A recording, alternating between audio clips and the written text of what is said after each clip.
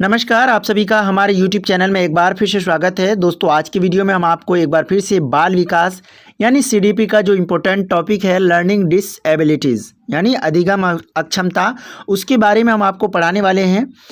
दोस्तों, बता दें कि अधिगम अक्षमता क्या है। ये बता दें कि अधिगम अक्षमता जो है वो सीखने की क्षमता या योग्यता में कमी को हम क्या कहते हैं, अधिगम अक्षमता कहते हैं।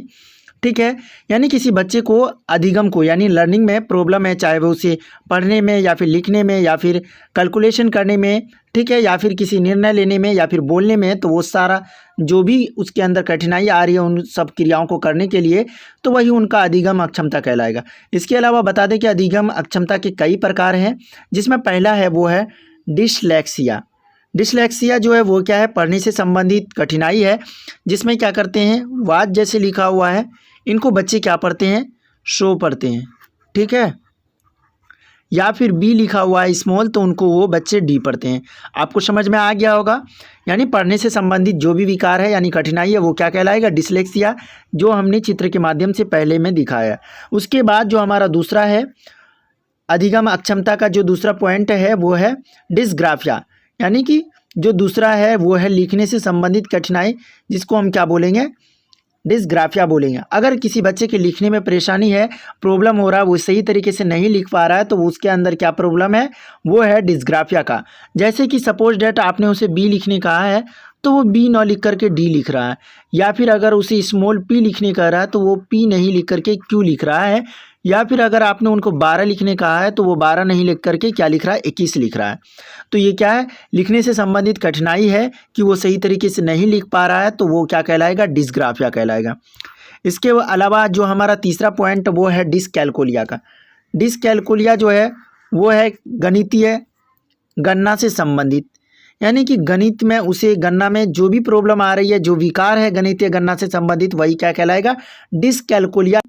कैलकुलेशन से संबंधित याद रख सकते हैं, जहाँ पे कैलकुलिया आएगा वो आएगा किससे, गणितीय गणना से संबंधित, जिसमें बच्चे को प्रॉब्लम होगा, चाहे फिर गुणा करने में या फिर जोड़ने में या फिर घटा करने में, कोई भी प्रॉब्लम आ रहा है उसको गणितीय से संबंधित वो क्या कहलाएगा, डिसकैलकुलिया कहलाएगा। ठीक है, तीसरा जो चित्र है हमारा ये वाला, इसमें हमने दिखाया है। ठीक है, उसके अलावा जो हमारा चौथा पॉइंट है वो है हमारा डिस्मॉर्फिया, जिसमें भ्रम वाली स्थिति में क्या है, भ्रम वाली स्थिति में होता है।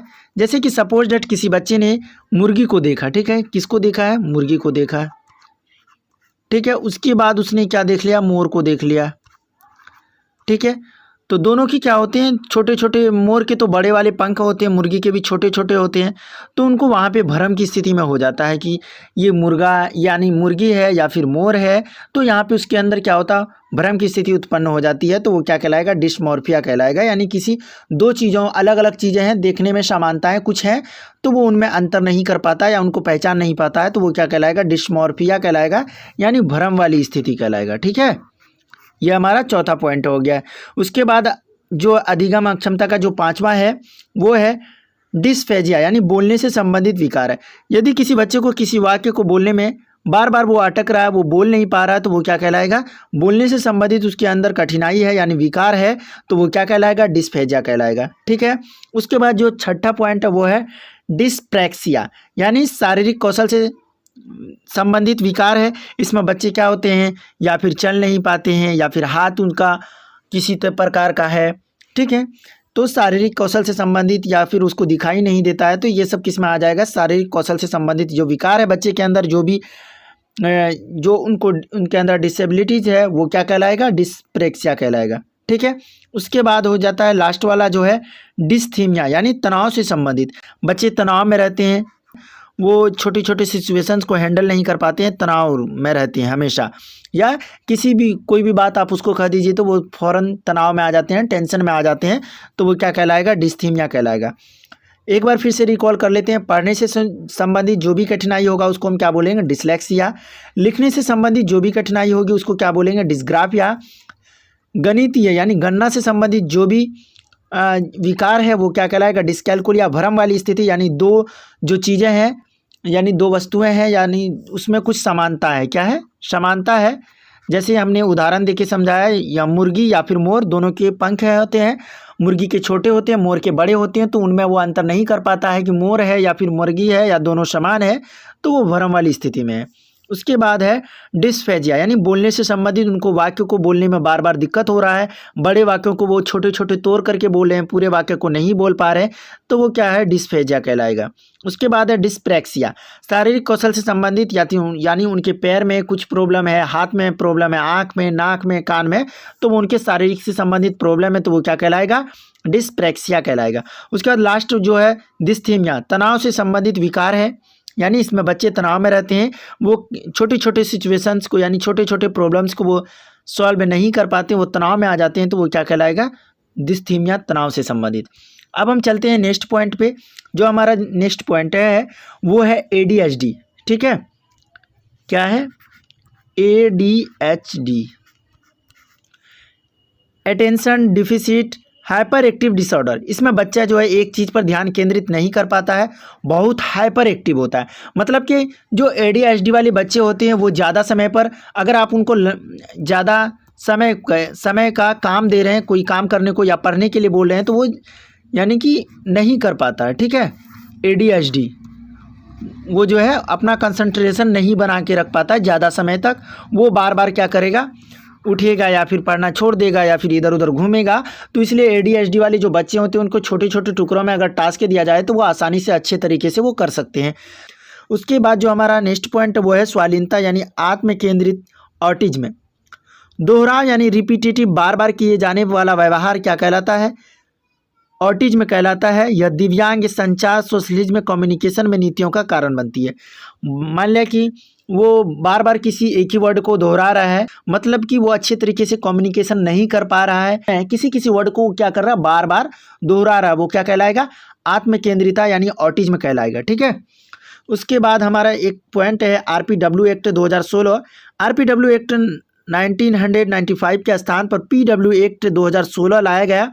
PW एक्ट 2016 में PW एक्ट 1995 की मौजूदा विकलांग के प्रकारों से बढ़ाकर 21 कर दिया गया। इससे पहले कितने थे, 7 थे, बढ़ाकर 14 और जोड़ करके 21 बढ़ा दिया है।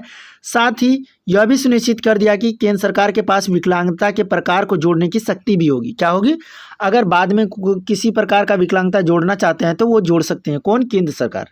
ठीक है, और इसके द्वारा जो सुझाया गया युक्तियां हैं, किसके द्वारा, RPW एक्ट 2016 के द्वारा। जीवन के सभी क्षेत्रों में समानता और गैर भेदभाव होगा। स्कूल जाने वाले बच्चों का हर 5 साल में सर्वे करना है, बुक्स, TLM आदि उपलब्ध कराना है। ठीक है, उसके बाद जो लास्ट है पॉइंट वो है गामक गतिमान अक्षमता, यानी लोकोमोटर डिसेबिलिटीज़। यह क्षमता शारीरिक अक्षमता या मसल्स के सही तरीके से नहीं चलने से संबंधित है, जैसे चलना, कूदना, हाथ में कोई वस्तु न पकड़ पाने की अक्षमता। यानी अगर आप बच्चे को कुछ पकड़ने के लिए दे रहे हैं, वो हाथ में बैठ दे रहे हैं तो वो नहीं पकड़ पा रहे हैं, या फिर कलम को सही तरीके से पकड़ के नहीं लिख पा रहा है, तो वो क्या है, उसके अंदर गामक गतिमान अक्षमता है, यानी लोकोमोटर डिसेबिलिटीज़ है। ठीक है, तो दोस्तों हमने इसमें जो कुछ अधिगम अक्षमता जो है, यानी कि लर्निंग डिसेबिलिटीज़ के बारे में डिस्कस किया है, एक बार उनको हम रिकॉल कर लेते हैं। पहला क्या है, डिसलेक्सिया है। डिसलेक्सिया वो क्या है, पढ़ने से संबंधित विकार है,